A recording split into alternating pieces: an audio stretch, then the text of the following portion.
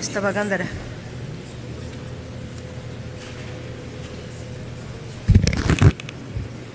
Esta sesión en realidad se convocó para formalizar una decisión ya tomada de nombrar ministro de la Suprema Corte, ordenada por Enrique Peña Nieto y asumida en forma triste, abyecta por el PRI, el Partido Verde y el PAN, para imponer a Medina Mora en la Corte.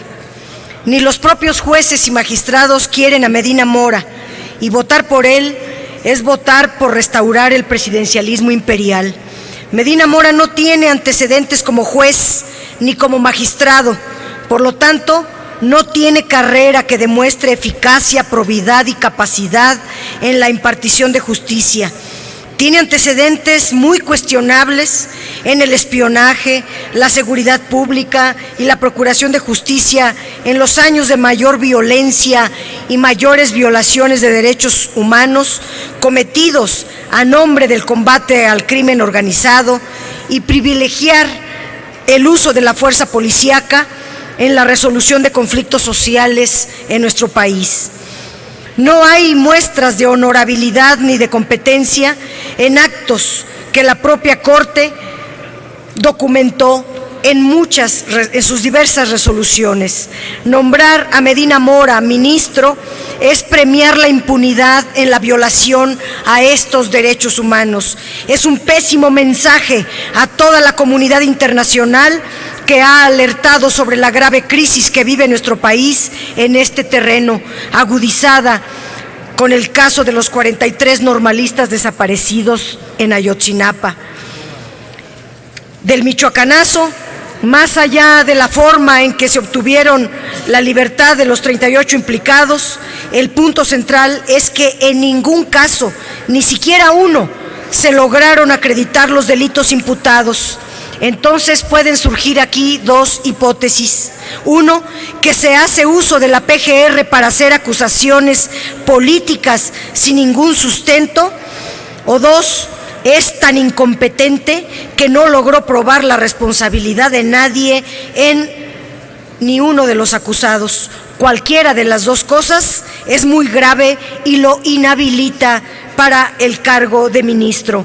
El hecho de que Medina Mora haya subido a las redes y a los medios para defenderse habla precisamente de que se trata de una persona que no tiene buena reputación, que no es capaz como abogado, ni se ha distinguido por su honorabilidad, y estos son requisitos ineludibles para poder ser nombrado ministro. La buena reputación y la honorabilidad no se construyen desmintiendo las críticas, y el hecho de que él mismo ande haciendo campaña para mejorar su imagen es que él mismo reconoce que su reputación es muy mala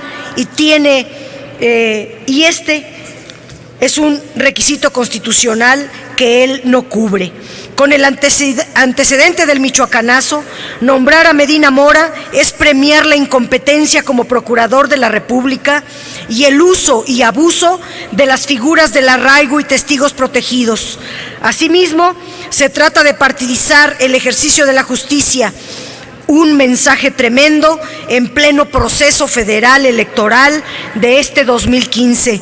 Medina Mora ha mentido sistemáticamente al negar que él no conoció el operativo Rápido y Furioso, una operación que permitió introducir armas ilegales al país, armas que fueron a parar al crimen organizado, armas con las cuales se asesinó a muchos connacionales. Elegir a Medina Mora como ministro es premiar el intervencionismo de Estados Unidos y la ilegalidad para combatir el tráfico de armas, donde los propios norteamericanos son juez y parte. Podemos recordar que durante el sexenio de Carlos Salinas, Medina Mora fungió como asesor del equipo negociador del Tratado de Libre Comercio. que ha representado el desmantelamiento de nuestra industria y la devastación del campo mexicano. Eso sí, ocasionó la concentración de la riqueza de los hermanos Carlos y Raúl Salinas de Gortari. Tal vez por ello, como lo señala hoy el periódico Reforma, Medina Mora descongeló las cuentas de Raúl Salinas antes de que lo determinara el juez.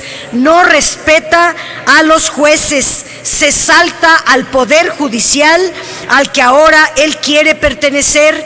Medina Mora pertenece al grupo salinista que está de regreso en la presidencia. Con su voto, el PRI, el PAN y el Verde van a elegir al ministro incómodo, como Raúl Salinas fue el hermano incómodo. Votar por Medina Mora es entregarle la mayoría de la Corte a Peña Nieto y con ello extender sus afanes presidencialistas que anulan el equilibrio de poderes independientes y autónomos que definen a nuestra república.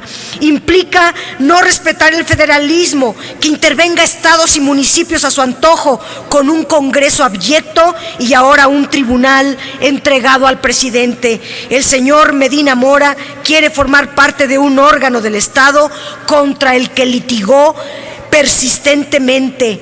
Negar los hechos, mentir, distorsionar han sido constantes en la actuación de Medina Mora.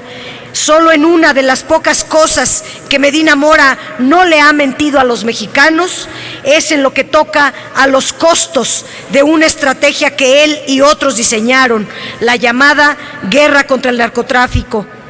Él dijo, será una guerra larga, costosa, difícil.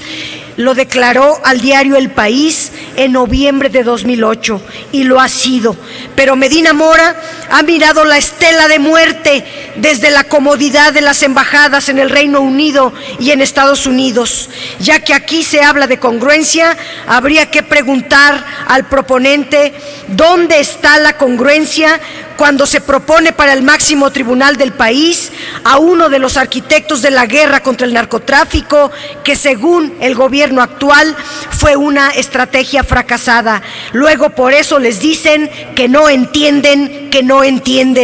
Premiar a uno de los responsables del tiradero que les dejaron en materia de seguridad es un enorme agravio, o debiera serlo, al menos para Peña Nieto.